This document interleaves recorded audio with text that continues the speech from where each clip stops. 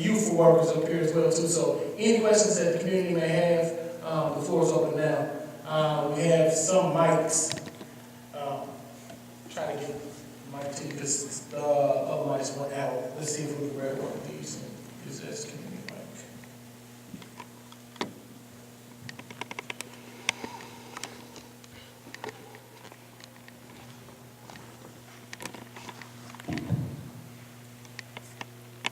Good afternoon. My name is Brenda Scott, and I'm an organizer here in Mississippi with the state employees.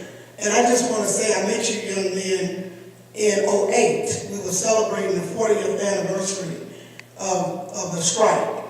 And I was so motivated by you all. I watched this movie all the time.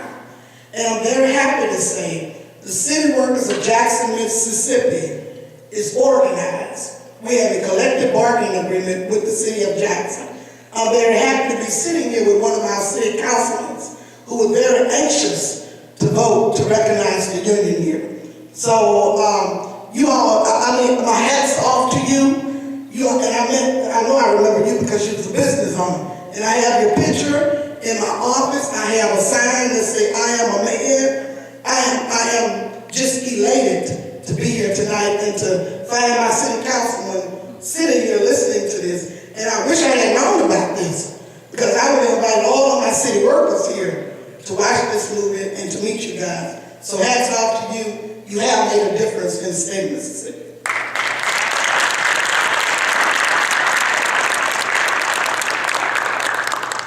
Are there any other questions or comments? All right. We have one more.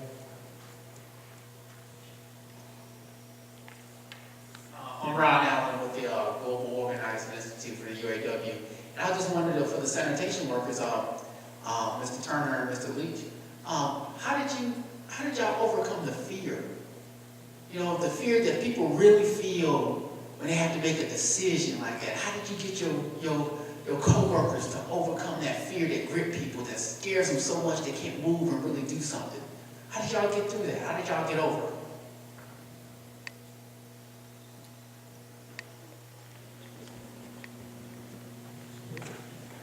I got mad.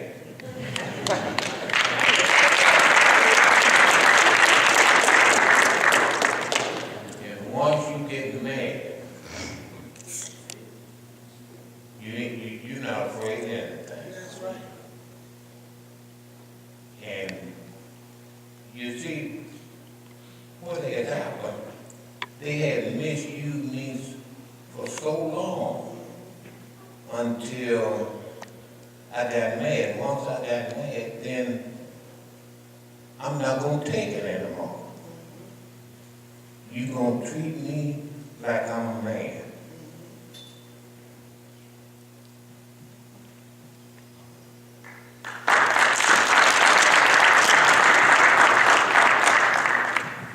Like I said, the same thing goes what he said. I wasn't afraid neither. You see, how come I wasn't afraid? If they put the buck cut out, we couldn't walk the street and nothing. I walk the street every night and every day. I walk right by the police, nasty God, they ain't said nothing. Rest of the folk be running like rabbits. I ain't wrong. I kept walking. How you tell them, the guy on the street, quit on these cars and everything. I wasn't free. Nasty God had their guns and everything. Police ride. I wasn't afraid of it. I just stood there. I said, I'm a man. I wasn't going no further. I stood my ground. So I ain't running no more.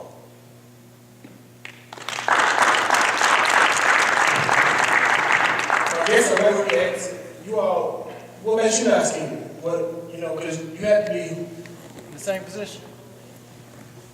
I'm an extension of my family, you know. I'm the one that have to look my daughters in the eyes every day, make sure that, you know, my life is worth living.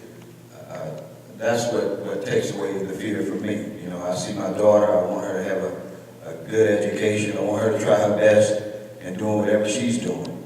My wife, and even you guys, even the youth looking at you, and you shouldn't have to go through what we're going through. You know, we're going through something a little differently than what they're going through, but greed is everywhere, and it plagues every company, no matter where you work for.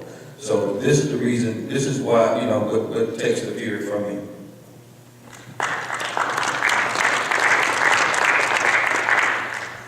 Well, the same thing they said, I did get mad.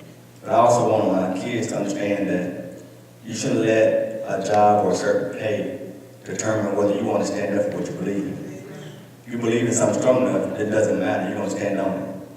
And that's what I want to instill in my kids.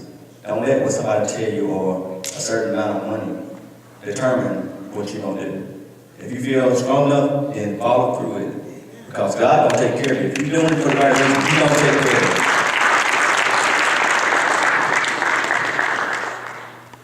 you. You know, also, it's for me, it's for my religious belief, but God had given us a spirit of fear, but a spirit of power, so that's what I believe, To the fear of that man, what he can do. No, I don't have the fear of that. I have the fear of God, That's what keeps me, motivated, but, I said that I ain't gonna part, you have, just like the general had said, you have to come to a point in your existence, you say, you're not gonna just sit down on the sidelines and let things, especially when they're not right, take place. So that's, I think, the stand that my fellow co-workers have taken. We able to, we want to come out front. We're tired of sitting on the sidelines, if we have to do, the heavy lifting, that's what we're gonna do.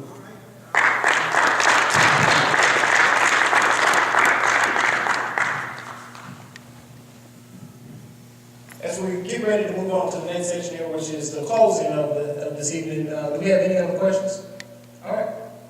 Hey, I'm Chrissy Johnson, a student at Jackson State University, and I'm also the president of the Jackson State chapter of Mississippi Student Justice Alliance.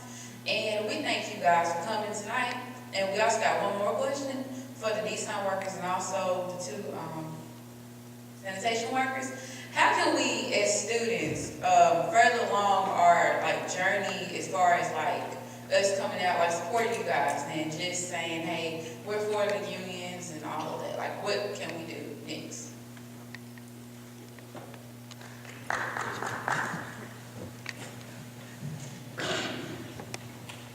I've been to the website. I love the website. I love what you're doing already. You're already making a statement just by being here. Support unionized companies. Support companies that support unions. That's number one. That seems to work. If you support unionized company, patronize unionized company, and even if they're non-union, if they are support like Costco, if they're supporting or making sure that their employees are first, other than the bottom line, I think that would be the greatest thing for you to do at this point. And as far as watching the video, seeing some of the youth there, the youth has always been in the campaign. You've always been, and that's a great question. I'm glad you asked it. But you're a part of this campaign just like anyone else.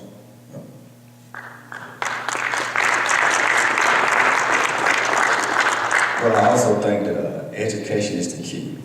I'm pretty sure everybody knows somebody that works at Nissan, whether it's an actual Nissan worker, whether it's a temp worker.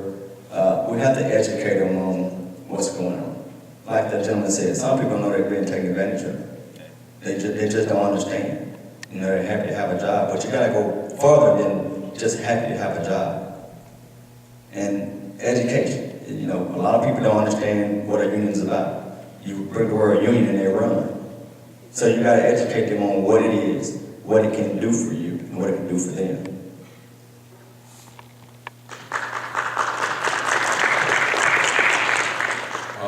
I think Mike had said the exact same thing I was going to say, but it was about the education part.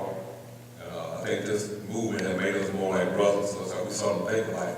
But anyway, it was a great question, like you said, but educating on what unions are all about, I think that's the key to our youth, is to know, because as Mississippi saying, we're beginning to, understand unions, but as I said, we don't really have knowledge of them, so we all know the knowledge and power, so the more knowledge you get, that you can spread it out to your peers.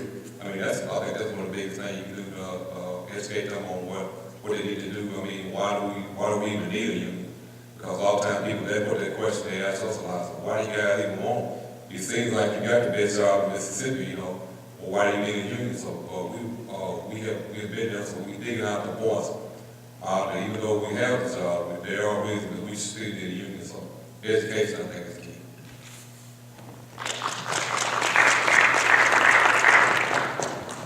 I think we have time for one more question. Yes, sir. I want to make a couple of comments. First, I would like to commend the students for being here.